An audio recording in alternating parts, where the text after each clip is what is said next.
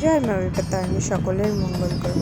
তোমরা সবাই জানো যে মঙ্গলবার আর শনিবার ছিল বিপত্তারিণী। মঙ্গলবার আমার একটা কাজের জন্য আমি করতে পারিনি, তাই শনিবার চলে গেছিলাম একদম সিদ্ধেশ্বরী মন্দিরে। ওখানে যাওয়ার একটাই কারণ যে এখানে একটু লাইন পড়লেও কিন্তু এখানে সব হাতের সামনে জিনিসপত্র পাওয়া যায়। দেখো আমি এখানে ফল কিনে নিয়েছিলাম, ফল, মিষ্টি, মালা সবই এখানে পাওয়া যায় দোকানের মন্দিরের সামনে।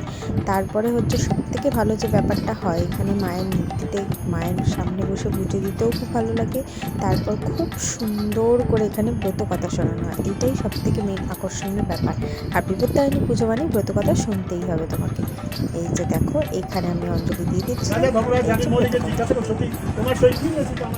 ব্রত কথা পড়ে শুনের পরে এই যে ঠাকুরমশাই হাতে দড়ি বেঁধে দিল, আমি বাবা আর বজরংবলীকে একটু প্রণাম করে তারপরে ভেতরে যে আসল এটা হচ্ছে সিদ্ধেশ্বরী মায়ের আসল মূর্তি, ভেতরে আছে। তারপর মাকে ধূপ দেখিয়ে বাড়ি ফেরার পালা। চলো, মিনি ব্লগটা কেমন লাগলো প্লিজ জানিও, টাটা।